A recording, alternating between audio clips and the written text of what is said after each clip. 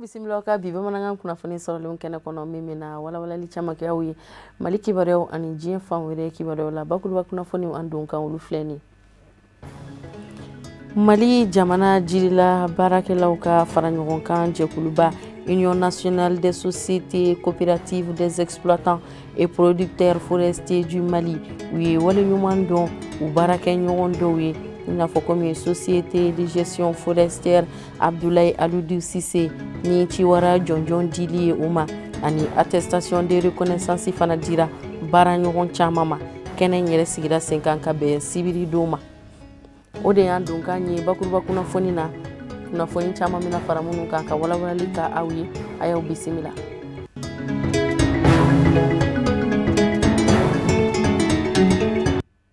an balima bamanankan mɛnɔ Mali kɔnɔ ani Mali kɔ kan an b'aw fo ka waleɲuman dɔn k'a fɔ aw ɲɛna ni bamanankan kunnafoni sɔrɔlenw kɛnɛ dayɛlɛni i n'a fɔ komi an ye aw tulo lasɔmi don k'a la k'a fɔ Mali jamana jirila baarakɛlaw u ka fara ɲɔgɔn kan tɔn min ni o bɛ wele Union nationale des sociétés coopératives des exploitants et producteurs forestiers du Mali u ye waleɲuman dɔn u baarakɛ ɲɔgɔn dɔw ye i n'a fɔ komi société de gestion forestière Abdoulaye Aloudou Cissé ni ciwara jɔnjɔn dili ye o cakɛda ma ani ka waleɲuman dɔn jɔnjɔn dɔ fana ta ni o ye attestation de reconnaissance ye k'o di u baarakɛ ɲɔgɔn dɔw fana ma ka da u ka cɛsiri baaraw kan u bɛ minnu dangɛnɛmaya jiriko ɲɛta kosɔn ani kungo kɔnɔna yɛrɛ lakanani baaraw bɛɛ lajɛlen sabatigo ɲuman hukumu kɔnɔna na kɛnɛ in sigira sen kan ka bɛn sibiridon février kalo tile 22 ma Dawudabugukaw fɛ yen nɔ mɔgɔba caman o tun bɛ kɛnɛ in kɔnɔna na Amadou Jalo ani Lasine Sidibe olu ka sɔrɔlen don an ka ɲamadali kɛ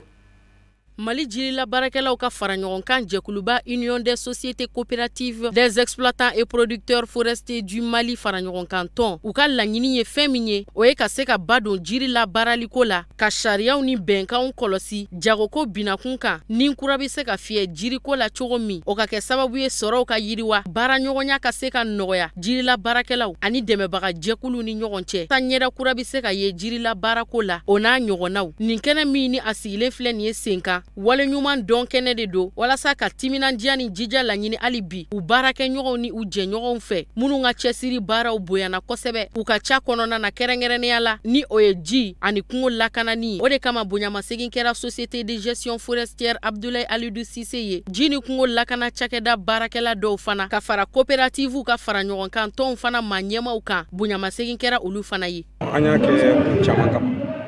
parce que Mali kungo bilama n'i y'a jateminɛ k'a lajɛ anw de b'a baara n'o ye Union nationale des exploitants et producteurs forestiers ani coopérative caman b'a baara ɲɔgɔn fɛ Union yɛrɛ n'i y'a jateminɛ k'a lajɛ coopérative 10 de don min farala ɲɔgɔn kan ka kɛ Union nationale des exploitants et producteurs forestiers anw ka baara ye kungo tɔnɔ bɔli ye ani ka tila ka kungo lasegin a ma bon an ka partenaire jɛkulu minnu bɛ yen n'o ye gestion forestier n'o ye Abdoulaye Aloudou Cissé olu y'an ka partenaire dɔ ye maintenant an bɛ baara in na a mɛnna jamana ka sariya kura minnu bɔra n'o ye la loi 028 du juillet 2010 o sariya yira k'a fɔ ko maa si kana baara kɛ kungo kɔnɔ ni plan d'aménagement tɛ. Union des sociétés coopératives des exploitants et producteurs forestiers du Mali fara ɲɔgɔn kan tɔn maa ɲɛmaw u ye trophée ciwara de di société de gestion forestière Abdoulaye Aloudou Cissé ma ka da u ka timinandiya ni jija sɛngɛbali ɲinɛbali la dɔɔni kanguruyali sira fɛ musaka bɔw ani jirila baarakɛlaw kɔkɔrɔma donni na. Plan d'aménagement dun filɛ nin ye a se tɛ anw ye a se tɛ jamana yɛrɛ ye bon an b'a kɛ cogo di bon gestion forestier ninnu y'a jateminɛ k'a lajɛ ka musaka bɔ a tɛ taa ni musaka tɛ musaka ta anw bolo bolo dɔw kun ka musaka bɔ ka plan d'aménagement kɛ Mali fantan naani bɛɛ lajɛlen na pour que an bɛ se ka a nafa bɔ cogo min na yiri baarakɛla bɛɛ lajɛlen bɛ se ka nafa bɔ cogo min na bon o nafa bɔli sira kan an ye bɔ min na an tɛ se ka to ten n'anw ye jɛkulu ye tant que an m'olu wele ka jɔnjɔn d'u ma jɔnjɔn bɛ kɛ sababu ye ka se ka courage d'u la u ka baaraw taabolo la ani ka se ka baara ɲuman don mɔgɔ wɛrɛw la hakilina ɲuman don mɔgɔ wɛrɛw la ka se ka baara kɛ bon muso fure minnu fana bɛ yen nɔ n'an y'u wele ka na n'a ye kɛnɛ kan an y'a ye olu fana ye baara ɲuman minnu k'anw ye jɛkulu in kɔnɔna la ani baara in yɛrɛ ninnu kɔnɔna la baara in an kalancogo ɲuman k'o yira an na ani kungo la baaracogo ɲuman k'o yira an na ani yiri yɛrɛ bɛ turu cogo min na kungo kɔnɔ ani tasuma dun bɛ kɛ cogo min na kungo kɔnɔ olu yira an na o ye kalan dɔ ye o de kama an ka lajɛ wuli ser'u ma pour que ka se ka na u fana récompenser ni attestation dɔw ye k'a d'u ma pour que ne bɛ se k'a yira k'a fɔ vraiment an hakili b'u fana na. An kɛlen ka jɔnjɔn sɔrɔ a y'an nisɔndiya ka an encourager ka vraiment baara in ka a kanu don an na kosɛbɛ parce que an bɛ baara in na an hakili la an b'a la an yɛrɛ mɔgɔ wɛrɛw fana bɛ ka jateminɛ a kɛcogo fɛ tiɲɛ don faso baara don mais wajibi tɛ faso k'a bɔ donc yiri baarakɛlaw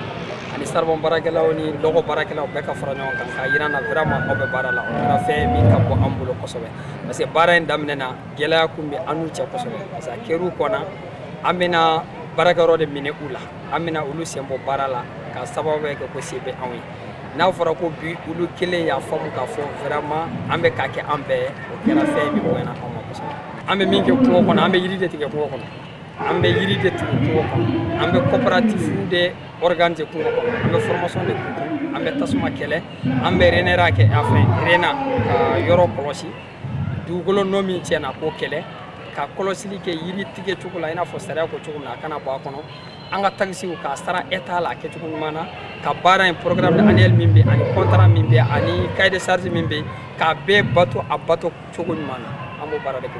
An ka seko ni dɔnko tigilamɔgɔw fana ye u bila u fila n'u dɛbɛ la turupu toboji ni o ma ɲɛma ye Kari Kulibali ye ni bɛɛ lajɛlen ko a ma Madu Wɔlɔ olu y'u dɔnko lamaga kɛnɛ baara ka sɔrɔ ka kuncɛ ni trophée Ciwara dili ye société de gestion forestière Abdoulaye Alidou Cissé ma ani attestation de reconnaissance dili ye baarakɛ ɲɔgɔn caman ma.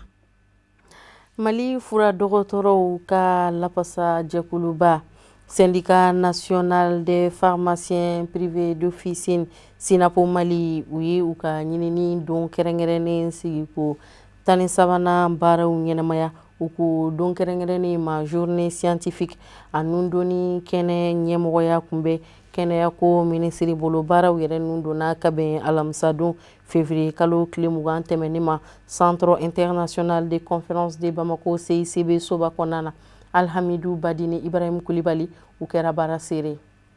Lada do san o san pharmacietigiw ka lafasa jɛkulu n'o ye syndicat national des pharmaciens privés d'officine ye Sinapo a bɛ tile kelen ta ni k'u kɛ hakilijakabɔ don ye n'o k'o ma ko journée scientifique ni nin y'a ta ko 13nan ye dakun belebele mun talen dɔw fɛ ɲinɛ n'o ye thème central ye o bɛ pharmacie baarakɛlaw minɛ cogo ɲuman ko fɔ n'o k'o ma ko management des ressources humaines à l'officine nka dakun wɛrɛw fana talen do kadara kelen kɔnɔ mun bɛ pharmacie labaara cogo ɲuman ko fɔ ni ka fura feerelaw ani pharmacie tigiw cɛ hakɛ matarafali ko fɔ. Aw yɛrɛ y'a constaté chaque san o san an bɛ journée dɔ kɛ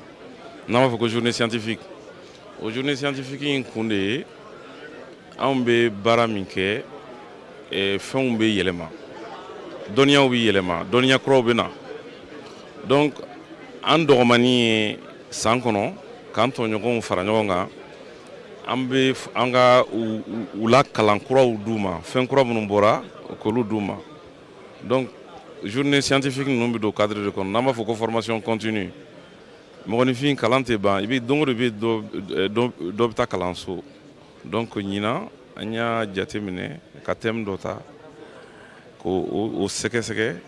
k'o bila an bɛ n'o présenter sisan nɔ an tɔɲɔgɔnw na. Sinapo ka nin hakilijakabɔ kɛnɛ n'o k'a ma ko journée scientifique a na kɛ sababu ye ka bɔ ni fɛɛrɛ ɲuman ye n'an k'o ma ko recommandation n'o na lase jamana faamaw ma jamanadenw ka kɛnɛya ko binankun kan ani pharmacie ko bɛ se ka don ba la cogo min Mali jamana kɔnɔ. O thème ye an yɛrɛ ni an ka baarakɛɲɔgɔnw an ka baara bɛ se ka kɛ ka ɲɛ cogo min na ani pharmacien minnu bɛ baara kɛ n'anw tɛ baarakɛyɔrɔ la pharmacie kan ka min kɛ ou bien n'anw yɛrɛ taara sisan nɔ voyage janw na san 1 san 2 san 3 pharmacien b'a remplacer u kan ka baara min kɛ ou bien an ka baarakɛla ninnu minnu bɛ furaw di banabagatɔw ma olu n'an ka rapport kan ka kɛ cogo min na an kan ka baara kɛ cogo min na bonya ni karama kɔnɔ olu kan ka banabagatɔw bonya cogo min na n'an b'a fɔ la gestion des ressources humaines à l'officine ou le management des ressources humaines. A kɛlen kɔ ka Sinapo ka nin wulikajɔ tare Mali pharmacietigiw ka jɛkuluba n'o ye ordre des pharmaciens ye o maa ɲɛma a ye waleɲuman dɔn foli kɛ ka ɲɛsin o baarakɛɲɔgɔn n'u dɛmɛɲɔgɔn jɛkuluw ma. O ka wulikajɔ la sanga ani waati pharmacietigiw ka laɲiniw se sabati cogo minɛ ni ka jamanadenw ka kɛnɛyaw matarafa ni fura ɲuman sɔrɔli ye. San o san ni laada de nin b'a to an bɛ se ka degun ban an b'a fɔ an ye mun sɔrɔ an ka mun kɛ an b'o fɔ ɲɔgɔn ɲɛna ani ka formation dɔ kɛ hakililajigi dɔ kɛ an ka tɔndenw ye pour que u bɛ se k'u ka baara matarafa cogo min na. Ɲata ɲɛɲiniw ka ca komi président Sinapo président y'a fɔ ko caman kɛra n'o kɛra gɛlɛyaba minnu kɛra an mako la an y'o fɔ fɛɛrɛ min se ka tigɛ pour que a se ka ɲɛnabɔ an bɛna fɛɛrɛ min tigɛ pour que gɛlɛya wɛrɛ kana y'a la tuguni pour que jamanadenw ka fura sɔrɔ nɔgɔya la a n'a sɔrɔ yɔrɔ ɲuman na donc kuma de fɔra. Bon an y'a fɔ k'a fɔ bɛɛ k'an bɛ ɲɔgɔn fɛ ko baara min don a ma nɔgɔ don o don ɲɛbila don k'an ka sigi an ka kuma an ka fɛɛrɛ tigɛ cogo min na jamanadenw bɛ se ka u ka fura sɔrɔ nɔgɔya kɔnɔ. Walasa ka nin kɛnɛ sankɔrɔta Mali dɔnko seko tigilamaw n'an k'o ma ko ensemble instrumental du Mali olu tun bɛ yen nɔ jama ka nimisiwasa kama. Syndicat national des pharmaciens privés d'officine Sinapo n'o ye pharmacietigiw ka lafasajɛkulu ye an bɛ jɛ ka dugawu kɛ a ka journée scientifique san wɛrɛ ta Ala k'o don yira an kɛnɛma na. Ani Sinapo Mali bi to ɲɔgɔn bolo hali bi u ka don kɛrɛnkɛrɛnnen ni o ye u ka journée scientifique sigi ko 13nan baaraw ye olu kadara kɔnɔna na ɲinan journée scientifique baara in a kuncɛli kɛnɛ ɲɛnamayara ka bɛn sibiri don février kalo tile 22 su ma ni soirée gala belebele dɔ sigili ye sen kan min ɲɛnamayara CICB kɔnɔna na. Fatumata Yaya Kane, Musa Traoré olu ka sɔrɔlenw don an ka jɛ an ka ɲamadali kɛ. Fɔlisen dumanw ani nisɔndiyaw caman ye fura feerelaw ni o ye pharmaciens ye u n'u ka denbayaw ka fara pharmacie kalandenw kan ka fara Sinapo dɛmɛbaga jɛkulu kan ni o ye sponsorw ye u ye ɲɔgɔn sɔrɔ ni nisɔndiya kɛnɛ kan ni o ye soirée gala ye ka se ka taa u ka don kɛrɛnkɛrɛnnen min ni o ye journée scientifique ye Sinapo tɔgɔ la o tako 13nan baaraw kuncɛ. Dîner gala in b'an permet pharmaciens n'u muso bɛ na ou bien pharmaciens musoman n'u cɛw bɛ na donc en famille an bɛ fête dɔ kɛ an bɛ dumuniw kɛ musique bɛ kɛ ni san dɔrɔn de kɔnɔ an yɛrɛ bɛ dɔn kɛ donc an bɛ dɔn fana kɛ mais an b'an profiter fana an tɔɲɔgɔn dɔw bɛ yen u ye baara ba kɛ u ka pharmacienya kɔnɔna la par exemple dɔw ye pharmacien caman formé dɔw bɛ recherche kɛ u bɛ fɛn kuraw bila au point dɔw fana bɛ yen u b'u ka pharmacie minɛ ka ɲɛ kosɛbɛ donc an bɛ distinction dɔw d'u ma n'an b'a fɔ caducée donc bi soirée in kɛra o de kama pour que ka yira denmisɛnninw na n'i ye baara ɲuman kɛ nafa b'a la tɔnɔ b'a la donc a bɛ denmisɛnnin minnu b'an kɔfɛ a b'u fana encourager u ka baara ɲuman kɛ u ka banabagatɔw minɛ ka ɲɛ u k'u ka pharmaciw minɛ ka ɲɛ. Baara caman bolodara ni nisɔndiya kɛnɛ in kan Mali kɛnyɛrɛye pharmaciw ka lafasajɛkulu bolo ni o ye Sinapo ye hakilina yira ɲɔgɔnna kɛnɛw dama tɛ fɔlisen dumanw ka fara dɔnsen dumanw kan o kɛra ka kɛnɛ in ɲɛnamaya o dama tɛ a kɛra wagati kɛrɛnkɛrɛnnen Sinapo ɲɛmayaso bolo ni ka bonyamasegin kɛrɛnkɛrɛnnen kɛ ka ɲɛsin u jɛɲɔgɔn kɛnɛya baarakɛra maa cɛsirilen 3 ma minnu ni olu ka wulikajɔw fanga bonyara kosɛbɛ ni jaw yirali ye nabagaw la ni kɛnɛya baarakɛla 3 in ka wulikajɔ baarakɛlenw kan ni o ye projection vidéo ye ni ka sɔrɔla ka labanna ka bonyamasegi jɔnjɔn kɛrɛnkɛrɛnnen di ni maa 3 in ma. Nisɔndiya min don a y'an hakili jigin an ka maakɔrɔw la minnu tanyana olu de ye sira yira an na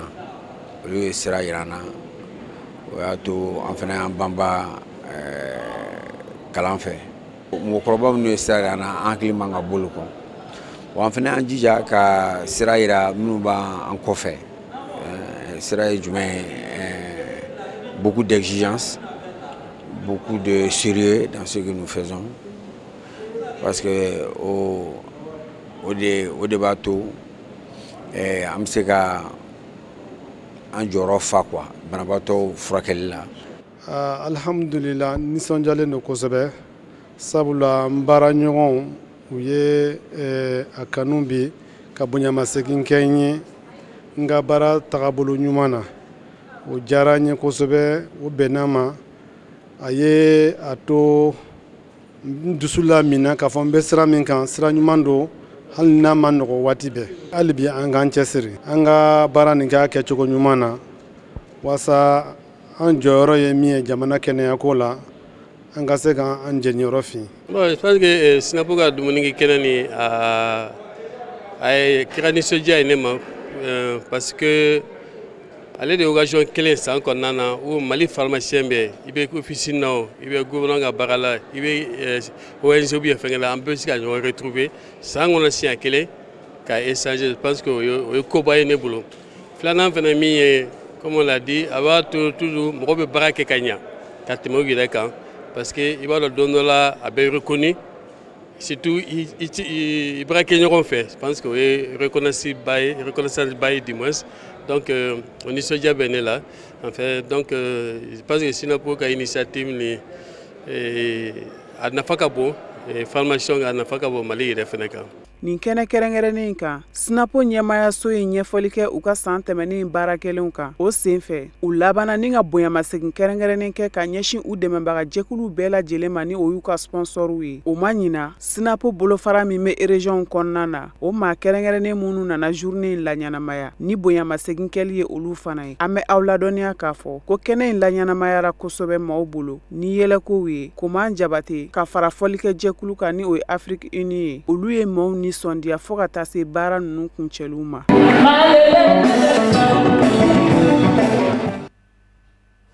Gundara dugu kɔnɔna na Kɔntɛla commune rurale bolo fɛ tile 3 dɔnni kankuruyali kɛnɛ dɔ sigira sen kan min ni a nun donna ka bɛn février kalo tile 14 ma ka taa bila février kalo tile 16 la ka ɲɛsin sifinnakaw ma kɛrɛnkɛrɛnnenya la ka se k'u ka dɔnniw kankuruya énergie solaire ɲɛdɔn ani a faamu kan ni o ye courant tacogo ye minnu bɛ taa tile la dɔnni kankuruyali kalanbolo in yɛrɛ a sigili sen kan hakilina ɲuman bɔra cɛba dɔ de la ni o ye Sanba Kulibali ye fanga ɲinitɔn PRVM faso ko o maa ɲɛmaa dɔ don Bafulabe section ka secrétaire général de don Sadio Sidibe ani Nuhum Kone Cherifla Jabaraniso la tɔgɔla olu de kɛra baara in seere an ka jɛ an ka sɔrɔlenw ɲɛmada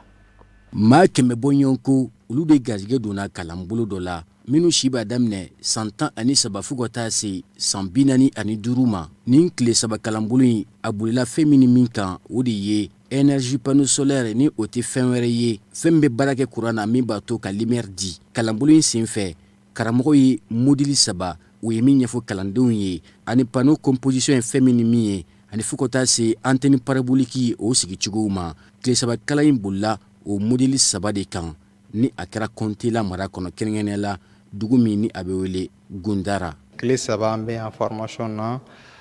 ka génie kɛmɛ formé panneau bɛ monter cogo min na antenne parabolique bɛ monter cogo min na donc formation yɛrɛ organisera Sama Kulibali fɛ. Maa minnu garijɛgɛ donna tile 3 kalan in na ni a hakilimaya bɔra Sanba Kulibali la ni ale ye PRVM faso ko ka secrétaire général ye kalandenw ka kuma la ka a kɛra sababu ye ka olu ka dɔnniya kawuriya fɛn bɛ tali kɛ panneau baara kunkan ko fo ka taa se antenne parabolique ma Kɔntɛla mairie min tun bɛ kɛnɛ kan ani fo ka taa se dugutigi ka nɔbila min tun bɛ yen nɔ olu fana y'u ka nisɔndiya jira ka sababu kɛ tile 3 kalan in nafa ni a bɛna kɛ sababu ye ka doni caman ta ka a bɔ olu kun hali n'a y'a sɔrɔ u tɛ wari bɔ bilen ka panneau sigi ani fo ka taa se antenne parabolique ninnu baaraw ma o nisɔndiya hokumu kɔnɔna na u ye foli ani tanu kɛ ni ka tila ka dugawu fana kɛ k'a ɲɛsin maa min kɛra formation ye sababu ye u ka dugu kɔnɔ. Formation ye nafa min lase ne ma a nafa tɛ se ka fɔ ka ban parce que 3 jours formation kɔnɔ an ye fɛn min faamuya kɔnɔ Kɔntɛla sigili sisan an ma deli ka nin formation ye ɲɔgɔn yɛrɛ ye mais an bɛ formation kɛbagaw fo an bɛ Sanba fana fo. Formation mun na denmisɛnninw y'a kɛ sisan nafaba de b'a la denmisɛnnin kɛmɛ de formé la nin y'a siɲɛ fɔlɔ ye ni formation modèle ka organiser commune kɔnɔ donc mɔgɔ mun kɛra initiateur ye an kan k'o fɔ. Formation fɔlɔ le jeni bon tile 3 min ni ka kala a diata Kɔntɛla garitigo bɛ yen bɛ Sanba Kulibali fɔ la n'a nɔfɛ mɔgɔw fɛn bɛ Sanba Kulibali la hɛrɛ fɛ ndulu b'a la hɛrɛ. maa min ni ale ka haminako ye bibi in na Bafulabe mara bɛ se ka bɔ nɔgɔ la cogo min na kɛrɛnkɛrɛnnenya la sirako ta fan fɛ ji ani fo ka taa se kalan nin cɛba in ka haminako ye nin bɛɛ ye bibi in na baara caman kɛra Bafulabe mara kɔnɔna na o bɛɛ sababu bɔra Sanba Kulibali ni ale ye PRVM faso ko o ka secrétaire général ye baara minnu kɛra sababu ye ka yiriwa ani ɲɛta sabati Bafulabe mara kɔnɔna na. Kɔntɛla denmisɛnninw sera ne ma kalo tile 25 pour que ka ɲini fɛ an ka se ka u former ou bien n ka se ka baara ɲini ka d'u ma baara min n'u bɛ se ka dɔ k'o la u yɛrɛ b'a dɔn ka taa kɔfɛ kɔgɔji la caman de ni bɛ ka to a la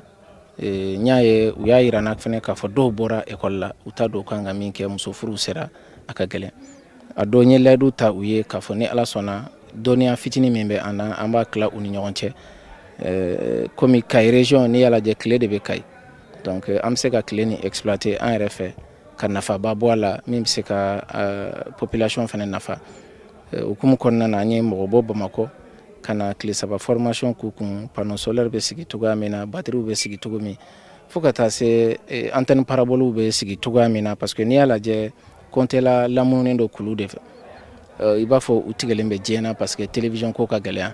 donc ni nin baara ninnu sera ka kɛ information minnu bɛ jamana kɔnɔ ani jamana kɔfɛ u bɛ se ka bɔ olu kalama en même temps tagali min bɛ kɛ diɲɛ kɔfɛ ni dɔw ni bɛ to a la waati bɛɛ a bɛ se k'o fɛnɛ bali maa min ni ale de ye nin baara kofɔlen ninnu bɛɛ sababu ye ni ale yɛrɛ ye Maïnaka ye parti PRV faso ko o fana ka secrétaire général don a kɛra sababu ye ka tile 3 kalan k'o sigi min b'a to nin dugulama ninnu gɛlɛya minnu b'u kan dɔ bɛ se ka bɔ o la cogo min na kɛrɛnkɛrɛnnenya la kɛnɛya sɛnɛ o n'a ɲɔgɔnna caman Sanba Kulibali a kɛla k'a jira k'a fɔ ko ale ka haminako ye min bibi na gɛlɛya min bɛ nin dugukofɔlen maaw kan o bɛ se ka ban cogo min na nka a ma da o dɔrɔn ma a tila ka layidu fana ta k'a jiru la k'a fɔ ko ni ala sɔnna ma ko a tɛna kɛ dalamaka dɔrɔn ye muso 10 de b'a la min bɛna se ka baara kɛ a yɛrɛ ye ani cɛ 90 ɲɔgɔn na donc vraiment a bɛ kɛ kunnawoloba de ye an b'u encourager k'a fɔ an bɛ t'u kɛrɛfɛ an tɛ an janya de formation kɔni kɛra bi mais n'ala sɔnna téléphone b'an ni ɲɔgɔn cɛ an bɛ t'u kɛrɛfɛ pour que hali bi u se ka dɔnniya u ka dɔnniya bɛ se ka walakata cogoya min na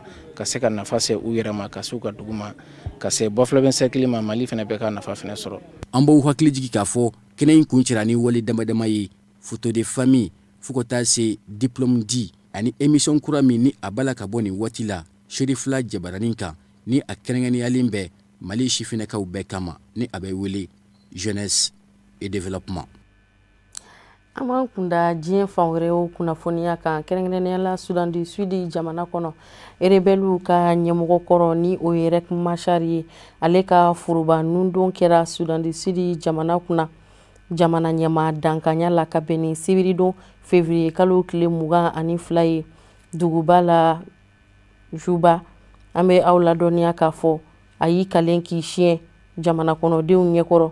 baara minnu ni olu kalifalen don a la jamana ɲɛma dankanya la Riek Machar a bɛna tɛmɛ ni o baarabaw de kunnafoniw na an bɛ faamuyali di aw ma k'a fɔ kɛnɛ min sigilen filɛ nin ye walasa ka se ka Riek Machar ka furuba nundon baaraw kɛ ka yamaruya ye a ka se ka tɛmɛ ni a ka jamana ɲɛma dankanya baaraw ye o ye paraɲɛba ye bɛnkan sɛbɛn timɛli la timɛli min ni o kan ka tɛmɛ Sudan du Sud jamana ɲɛma kura Salva Kiir ani Riek Machar ni ɲɔgɔn cɛ walasa bɛnkan sɛbɛnw yɛrɛ bɛ se ka sabati cogoya min na maramafɛnw bilali hakilina u bɛ se ka jidi u ni ɲɔgɔn cɛ cogo min na hali bi o b'an sɛnsɛn ka don Comore jamana fana kɔnɔ Comore jamana kɔnɔ olu ka wasaden sigi kalataw o tako filanan baaraw o dangɛnɛmayara ka bɛn karidon février kalo tile 23 ma fanga sinamatɔnw kɔni olu ma sɔn k'u yɛrɛ sen don wasaden sigi kalata baara in na bari sabu ka da kan u y'u ka nisɔngoyaw jira k'a fɔ u sen tɛna ye baara in na u y'u yɛrɛ minɛ basigi kun bɛ jamana in kɔnɔ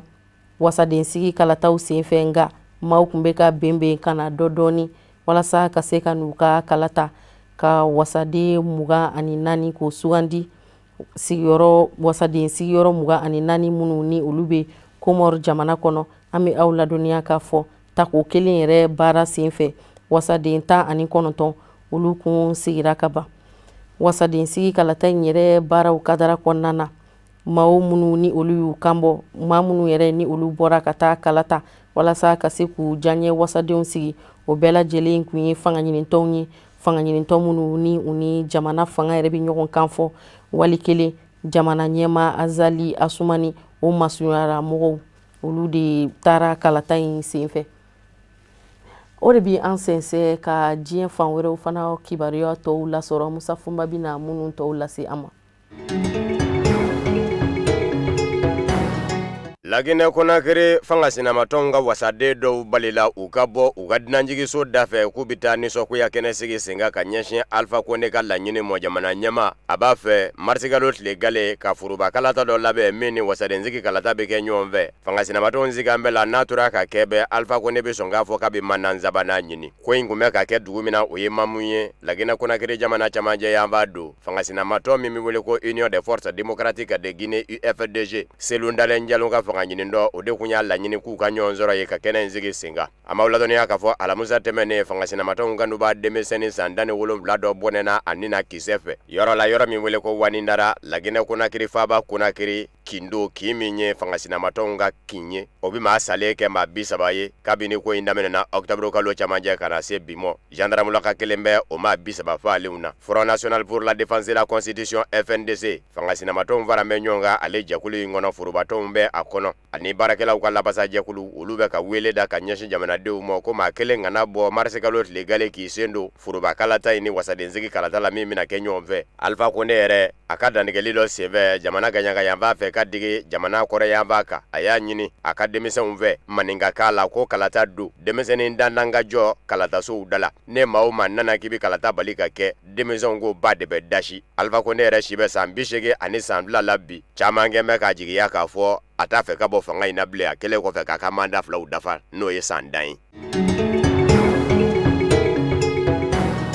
Parafinatli biyamba jamana ukato Communauté économique des États de l'Afrique de l'Ouest CEDEAO ye kunga boka jira Guinée-Bissau jamana nyemowla ukabe kadoka nonde gweleya mimbe uninyonja politiki binakuka alaba kana na kesababu ye ka Guinée-Bissau jamana sigi asinzabara kono kokura Guinée-Bissau furadama adomeni kafo jaso de surasu bi jamana nyama ni kene karaba fangana na fora ko development mende ni CEDEAO ka wili ga jo ni surani donyi ko ma fla be odu sende ka be jamana nyama sigi kalata jabi bole ko fe Umaru Sisoko Ambalu ministre nyama koro ajirala kalata la ben jakulu fe kafo ale re seba ya ta jamana kundiki sigi kalata simbe nga PAIGC fanganyine ndo mi nye yere mahoronya tutike Guinée-Bissau ye nolo de baka jamana maraka bini yere mahoronya tutike saka na se bimo o chebo Domingo Simões Pereira kembe ka jira kafo amaje ni Umaru Sisoko Ambalu ka sebaya ye ko namara kera CEDEAO ko abe anyini ufe ukalaje ukabeka do ka baw janvier kalotle mugani la kalata la beni jakulu kele ka jabi boko Umaru Sisoko Ambalu de temena oluya yira ka fo be kalata la beni jakulu ko ngamata mana Domingo Simões Pereira na ka fanga nyini ndo PAIGC olu fene wulila ka se save kiri bloma mani o ye Cour suprême ka laba ka kalata la beni jakulu commission électorale kobla o ba jira ka fo fadenya be save kiri bloma ani kalata la beni jakulu che o kuma na olu ka laje ka fadenya invene ba uninyonje jango Guinée-Bissau jamana ka basigi Cour suprême koko abe anyini kalata la beni jakulu fe Domingo Simões Pereira la nyini menge ko kalata nyere be ka bua mo siginga ke aka o ko ni ndise ka ke nga nyini ne do kalata la beni jakulu fe Domingo Simões Pereira fe aka sigi jate uka ko kalata la beni jakulu ka laje ka sigi o jate ka kalata la beni jakulu dungo ka le sigina o jate ka wa ko jate kele mi mbora le fe ko sigingera odeka ka Umaru Sisoko Ambalu ke jamana nyemaye CEDEAO ko ni ma laje ka banjugo nyini akula ale la babi nyangini bereta ka Guinée-Bissau ma nyema chama nzegere fende daba ko gule ya ko ni na ibi nyangi CEDEAO fe Togo jamana kono jamana kundege sigi kalata kera ka beni sibiri février kalotle muga ani fly kalata kera basigi koni ngona nga kalata subita datugo kumami fedo kera mi mabe machama mo ministre nyama koro mi ngeme ki kwada jamana nyama foro nyasingbe kwala ko agbe yome kojo alebi balamina akadu de kolila adala naganya tani wolo blade o labe ondamene na kata do shula lakana tigilama ya koli atseta yero la tiseka bo kumami na yere aye ka fo ala ko limbe lakana tigilama fe ma fo aye ayala jeka kuna foni dilado bo ko kalamo kerengere ni nyina jenselege na ni kuna foni diso baddo lakana tigilama ko ni ndura adala kata se fo majamo shukono usoro la ka karanga dayele ka bo adala karanga dayele le ka bo adala yero so la ka kuna foni digena sigi shukono ka jira ka fo wale mingera mabe amo jamana nyama ye ajira ka fo olu yake kumingamo uye ngunu de meka fo bashi do bisonga maudo usoro cɛbɔw la wa agboyome kojo in bɛ o la o de y'a to olu taara ka so koli a dabɔra a yɛrɛbakun de lakanani kama bawo ni fɛn y'a sɔrɔ fanga tɔgɔ tɛ diya a la agboyome kojo ko min y'ale kɔnɔ gwa u bɛ k'a fɔ k'a dabɔ kun ye ale lakanani ye nka ale lakolilen kun do kuma min n'ale kun ko k'a bɛ a masuruna ma fɛn o fɛn wele u ka nɛgɛjurukube kun tɛ don ko fanga kun y'o bɛɛ labala kerecɛn diinɛ ɲɛmaaba min fɛnɛ y'i tigɛ ka bɔ kerecɛn diinɛ ɲɛmaa tɔw la k'a jira k'a fɔ a bɛ agboyome kojo de sugandi jamanakuntigisigi kalata la ni o ye monseigneur Philippe Kpozoro ye ale fɛnɛ ka du la k'oli la a dala o cogo kelen la lakana tigilamɔgɔw fɛ.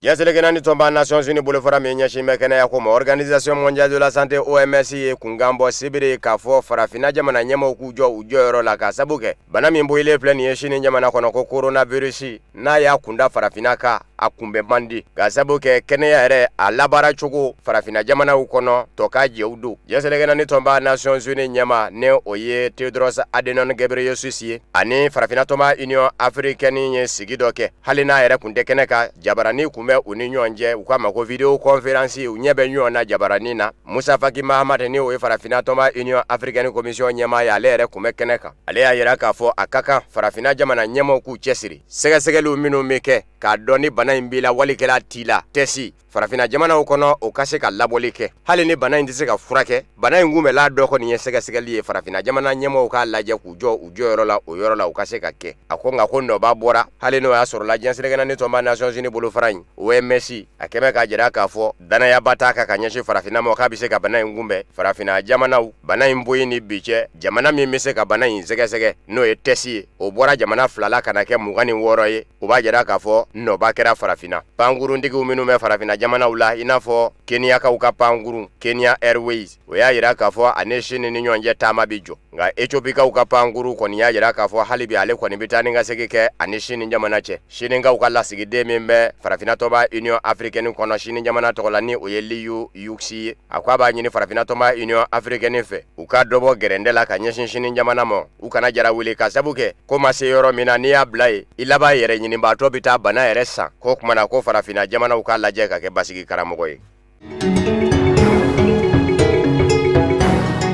Ameriki jamana kuntigisigi kalata November kalo nata do wa labɛn bɛ senna Donald Trump kɔni hakilina tigɛ bɛ k'a fɔ a ka fanga ɲini dɔ la républicain maaw kɛn bɛ ka danaya d'a kan k'ale kɛ cɛbɔ ye nka Barack Obama ka fanga ɲini dɔ ni o ye démocratiw ye olu yɛrɛ dama bɛ ɲɔgɔn na kalata ɲɛbila kalataw la élection primaire u k'a ma ko caucus marabolow kɔnɔ u b'u sɛnsɛn fɔ ka taa marabolow bɛɛ lajɛlen ban ni min ka maa sɔrɔlen hakɛ bonyana ni bɛɛ ta ye e bɛ sɔrɔ ka sugandi fanga ɲini dɔ fɛ k'e kɛ fanga ɲini dɔ ka cɛbɔ ye marabolo min bɛ wele ko Nevada o kalata kunjɛra maa min ka sebaya kan o ye Bernie Sanders ye Bernie Sanders Iowa ɲɛbila kalata min kɛra n'o ye élection primaire ye a ye dugumasara cɛ ye nka u nanen ɲɔgɔn sɔrɔ marabolo wɛrɛ la ko New Hampshire a ye sebaya ta ye wa nanen filɛ nin ye sebaya fɛnɛ ta Nevada sibiri février kalo tile 22 Nevada kalata in senfɛ maa minnu bɛ wele ko Latino Ameriki worodugu yanfan den minnu n'an bɛ bisimila minɛ Ameriki ka kɛ Ameriki jamanadenw ye n'o ye Venezuela jamanadenw Mexique ka taa se Boliviaw Nicaraguaw ani Costa Ricaw fɔ ka taa se Uruguay ni Paraguay mɔ olu minnu ni Ameriki jamanadenw ɲaami bɛ ɲɔgɔn na n'u yɛrɛ kɛn bɛ Ameriki ka denw ye bi olu de ka kalata fanga bonyana ka sabu kɛ ni ye Nevadakaw sigi 100 sara la 29 bɛɛ ye olu de ye Joe Biden min ni caman kɛn kun bɛ k'a jira k'a fɔ ale bɛ sɔn ka kɛ sodanzo ye k'i kɔ a da Donald Trump kɔ a la jamanakuntigisigi kalata senfɛ November kalo nata ni y'a ka dugumasara cɛko 3nan ye ka sabu kɛ Iowa ye dugumasara cɛ New Hampshire a y'a cɛ ye fana a kɔni ko k'a kɛn bɛ k'i ɲɛsin Caroline du Sud mɔ caman fɛnɛ y'a jira k'a fɔ yen maa dawulama don a bɛ sɔn ka sebaya ta ye o kalata cogoya in u k'a ma ko Super Tuesday tarata kɛrɛnkɛrɛnnen don ɲɛbila kalata in na mars kalo tile 3 marabolo 14 de bɛ fara ɲɔgɔn kan ka kalata wa o marabolo 14 fila bɛ ye olu jama ta ye caya de da ye Texas bɛ o la Caroline du Sud bɛ o la nka Caroline du Sud maa minnu ye maa wolo fimanw ye u ko minnu ma ko afro-américains n'an k'u ma ko américain noirs olu ka kalata n'o guriyara maa min ka fa fɛ de bɛ sebaya ta caman fɛnɛ kɛn bɛ k'a jira k'a fɔ Joe Biden ni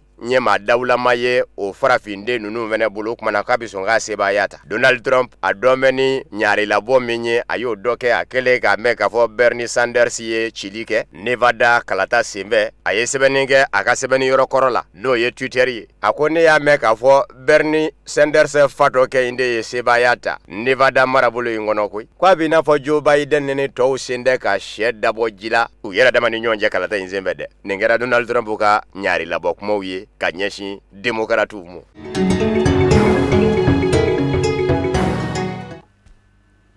O de bɛ dansigi kɛ bi bamanankan kunnafoni sɔrɔlenw na minnu sera ka fara ɲɔgɔn kan kabɛnni ni kuma in ye kunnafoni diso ɲɛmɔgɔso fɛ k'a lase aw ma aw ni ce aw ka ɲamadali la aw kan bɛ diɲɛ waati wɛrɛ ni Ala sɔnna k'o jira aw ni anw na.